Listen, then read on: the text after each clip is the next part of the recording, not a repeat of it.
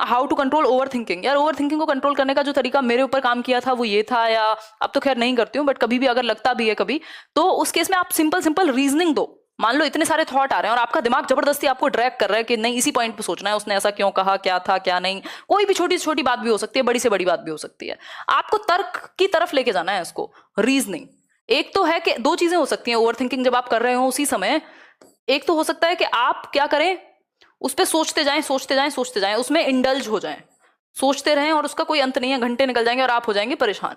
ठीक। दूसरा तरीका ये है कि आप तर्क लगाएं, एकदम जैसे मूवीज में होता है, ये तरीका काम भी करता है कि हाँ बस कट वाली जो फीलिंग होती है कि हाँ बस हो गया 1 मिनट।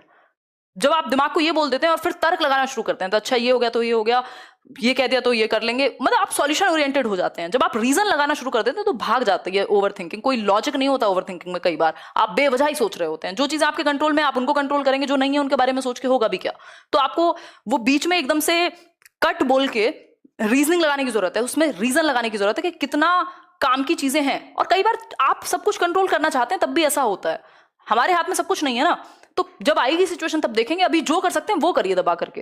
तो ये एक तरीका है जो काम करता है कि दिमाग को, जिस टाइम दिमाग आपको परेशान कर रहा हो या बहुत ज्यादा थॉट्स चल रहे हो, बोलो 1 मिनट रुको, बस बहुत हो गया तेरा ड्रामा, 1 मिनट। अब जो थॉट्स चल रहे हैं उनको एक एक करके पकड़ के उन पर रीजन लगाओ कि किस बात में कितना दम है। कि फेल हो जाऊंगी, अच्छा हो जाऊंगी तो क्या हो गया, दुनिया खत्म हो जाएगी, कुछ और कर लेंगे, है ना। इसके अलावा अगर हम बात करें तो जब सही तरीके से पढ़ूंगी तो लोगों के या इंसानों के नंबर आते हैं ना, तो मेरा भी आ जाएगा। तो बेसिकली आप रीजन जब सही तरीके से रीजनिंग करते हैं तो वो चीज खत्म हो जाती है, क्योंकि कोई लॉजिक नहीं होता ओवर थिंकिंग में। कई बार बेवजह ही आप सोच रहे होते हैं बहुत बार, और जहां पे रीजन लगेगा तो आसान हो जाती हैं चीजें।